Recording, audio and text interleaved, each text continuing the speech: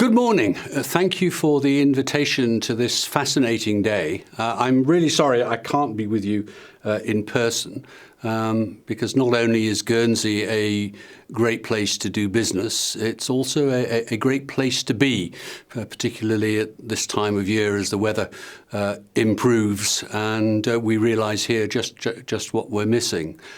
I also apologise for my hair and for looking like a tramp. Apparently it's still legal to go on demonstrations in the United Kingdom, but not to visit a barber, so please blame Boris, not me. I'm missing Guernsey greatly and look forward to being back hopefully in July, if you'll have me.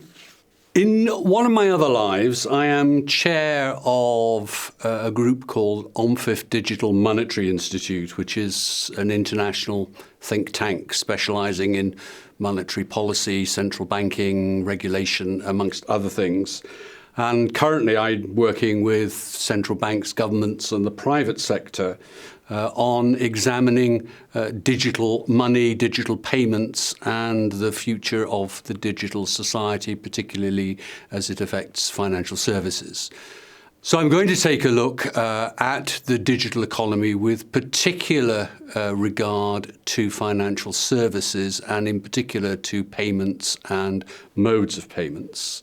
And I'm going to address three core topics.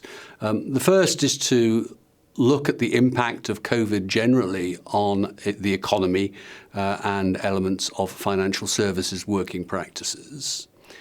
The second is I'm going to explore digital currency, in particular looking at central bank digital currency, i.e. digital fiat cash. And thirdly, I'm just going to draw some thoughts and implications of all this for Guernsey and for the financial sector. The economy going digital. COVID has accelerated an awful lot of trends that we were already seeing in our economies and brought in some new ones. I think the least interesting one of that is the debate that's going on over workplaces. If you're at Goldman Sachs, you will please feel free to turn up for 100 hours a week in a physical location 100% of the time. And if you work for Apple, please don't ever come to our billion-dollar headquarters ever again. Thank you very much. I think the future is likely to be more complicated and hybrid than that. Certainly, one of the great benefits of working in Guernsey is that one doesn't have to get up at 6 a.m. on a cold, wet November morning in order to commute into town. And I think a lot of that in respect of big cities will cease to happen. People will arrange their lives to maybe work 3 or 4 days a week in a physical location. But I don't think offices are going to become hollowed out. I think there will be some new ways of working. But we're all pretty much fed up with saying, hold on, you're on mute, and suffering from that psychological draining that one gets at the end of the day from an endless succession of Zoom calls. So I think the physical working place will come back fairly rapidly. And indeed, we in the UK envy you in Guernsey who can move around having normal lives whilst we're still locked in our padded cells. The second big impact is going to be on global trade patterns and Brexit. But in the wake of COVID and reactions to COVID, there have been a range of recalibration of approaches to global trade. The first is, I think, unilateral, unfettered global trade and the moves towards removing barriers to it, I think is at worst dead and at best on hold for the foreseeable future. COVID has made countries realise just how vulnerable key supply chains are, whether that be in vaccines, protective equipment, or indeed in motorcar manufacture. People are going to be looking to near source and bring production back within national boundaries. Within financial services, in mass financial services, I think there will be far less keenness to have customer service centres located in India or the Philippines or Indonesia. I think they will be brought back on shore. I think there will be more protectionism, and I think paradoxically there will be more regulation. I think international governments and regulators will seek to regulate far more minutely that cross-border trade that does go on. And for an economy like Guernsey's that depends on free trade, understanding which way those winds are blowing and dealing with them is going to be very important indeed. And the digital connections that are increasingly going to be seen as the means of communication are going to be vital indeed. The third big impact that has been accelerated is the power of new technologies. We're going to talk a bit about digital, but in particular with respect to financial services, big data, artificial intelligence, quantum computing, to name but three. And that's before we throw in nanotechnologies, biosciences, and indeed robotics into the mix. We are going to see tremendous advances, experimentation, developments in technology, which will have massive impacts on business and indeed on all our personal lives. Fourthly, there will be a massive influence of ESG and widespread social and identity agendas. Not all of these are necessarily going to be positive economically, particularly within democracies where they have considerable political and social implications. Those topics are potential subjects for another day's symposium in itself, so I'll leave that there. And finally, we're looking at the impact of digital communications and digital capabilities run for the most part by private companies who in many cases are larger than many governments, more powerful than many polities, and beyond the purview of regulators and taxation authorities in many jurisdictions.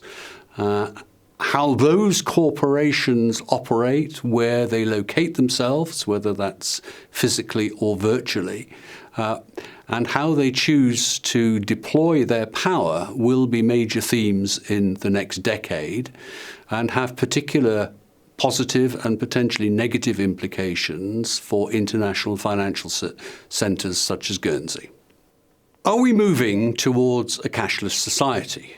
Will the advent of the digital economy, its inability to handle physical cash, mean that the moves towards a cashless society are inevitable? And how might we get there, and what might it look like? Note that there is an awful lot also going on in electronic payments in wholesale and capital markets, and also in asset trading markets, where there is a lot of experimentation and moves towards tokenized, securitized, and stablecoin-based trading going on. But you'll forgive me in the interests of time for leaving that aside today and concentrating on retail, i.e., cash, notes and coin. Now, as with so much else, COVID has accelerated the demise in the use of cash that was already being seen in many Western societies, with the major exceptions of Germany and the United States. But in Sweden, for example, 95% of transactions are done electronically. There are large parts of their capital city where nobody accepts cash at all, which I find strange, but is apparently legal. And in the UK, during the COVID crisis, the use of cash has declined by 40 to 50%, although paradoxically, the supply of cash in the economy has increased dramatically. And presumably there are many billions sitting under people's mattresses waiting to be spent when the lockdown finally comes to an end. There are growing voices for the abolition of cash and the removal of cash as being inefficient, expensive and unrealistic in an economy where high streets are being decimated and increasing volumes of spending is now happening online. 30% of spending in the UK at the moment is online. Whether that changes when we can go back to the high street or not awaits to be seen. But critics or proponents of digital are saying cash is yesterday's form of payment. It is time to move on, and the move on is digital. So what are the major alternatives to the pound notes in our pockets? Well, there are four major alternatives which are not necessarily mutually exclusive. There is cryptocurrency, such as Bitcoin. There are private stable coins, so that is a private currency that is linked to something, be it a real asset such as gold or a fiat currency such as the dollar or the pound sterling. There is central bank digital currency, which is effectively cash issued by a central bank, but in digital form. In other words, the liability falls on the central bank, so entirely risk-free money. And then let's not forget there is what we currently consider to be cash, which is private sector money. The money in your bank account or the money that you take out of the ATM comes, as you know, from Barclays or NatWest or Lloyds, whomever it is you bank with. It's not central bank money. It only becomes central bank money at the moment you take it in cash, and at that point it is central bank money. That differentiation is sometimes very hard for consumers to grasp. So let's look at each of those in turn and think about where they're going and some of the advantages and disadvantages. First, let's look at cryptocurrencies. There are currently about 1,000 cryptocurrencies issued in the world, although the most famous of them is Bitcoin, which currently accounts for about 85 to 90% of the value of crypto assets that there are. But your teenage sons and daughters may well have stores of crypto in-game currencies in virtual worlds on computer games, where they exchange their fiat pocket money for tokens to buy magic swords and invisible cloaks.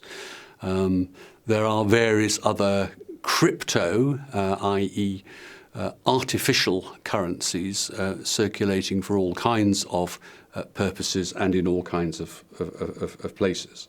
Now, there are lots of objections to cryptocurrencies, in particular Bitcoin. One is they use tremendous amounts of energy to generate. So Bitcoin, for example, annually requires as much energy as New Zealand or Sri Lanka to generate new Bitcoin. It's extraordinarily volatile. It's not based on anything at all, no stable underlying value whatsoever, apart from a shortage of computer code, or if you want to put it another way, the difficulty of cracking mathematical puzzles. There are concerns about its security, and there are concerns about its probity. Even though you can now buy a Tesla car using Bitcoin, I think it is unlikely ever to become a major payment currency for the vast majority of us, partly because there are too few of them, partly because they're complicated to get hold of, and unless our employers start paying us in Bitcoin, we won't have any. Partly because there are some concerns over their real value, and partly because they are not a store of value. So I think we're unlikely to see them, certainly in non-criminal circles, as a major means of payment. The debate is currently out as to whether or not cryptocurrencies will be an asset, a tradable asset akin to gold. There are probably about $1 trillion worth of Bitcoin now in issue, although that may have gone up or down quite severely by the time this is broadcast. And they are controlled by relatively few people. Some 40% of Bitcoins, by the way, are orphaned because their owners have lost or forgotten the password or lost the medium, be it a hard drive or a wallet on which they had stored their Bitcoin. The second category that we talked about are private stablecoins, private digital tokens, which are linked to a real asset such as gold or linked to a sovereign currency. The most famous of these is currently probably DM, which was previously known as Libra, which is issued by a subsidiary company of Facebook. Others have been suggested or mooted, companies such as Apple, Walmart, Amazon may or may not think about issuing their own digital currencies. Worth bearing in mind that the economics of these businesses are based around those of the data industry and not those of financial services. A lot of the initial objections to private stablecoins was that they'd never make any money as financial services businesses for a variety of reasons, which we can all talk about. It's only starting to dawn on regulators and others that these businesses are not operating by the economics of financial services. They are operating by the economics of the digital economy, which are a completely different thing altogether. If a private currency issuer has full sight of all your transactions and the ability to pass those on to advertisers, he's quite happy to run your payments for you at a loss, I would speculate. Thirdly, we come to central bank digital currency, or CBDC, which is essentially cash issued by a central bank in digital form, and in its most basic version, the individual consumer or small business would have an account with the central bank, with the liability for the value of that account falling on the central bank and, by extension, the government and the taxpayer, therefore totally secure. There are many possible variants of both functionality and structure of delivery and capture of CBDC. What are the supposed benefits? Why would we want to have digital cash? What's wrong with good old current cash? Well, under many circumstances, it can be cheaper, more efficient, and easier to use than physical paper money. I've been working recently with a number of island economies looking at this, and if you are an island economy with inhabitants on, say, 300 islands, moving boxes of paper around to give them a means of exchange, particularly in stormy or monsoon weather, is very problematic for the government and the central bank. And if you could merely or simply wire your citizen something, an electronic token onto his or her smartphone, wouldn't that be an awful lot easier? Secondly, that might give you greater system resilience.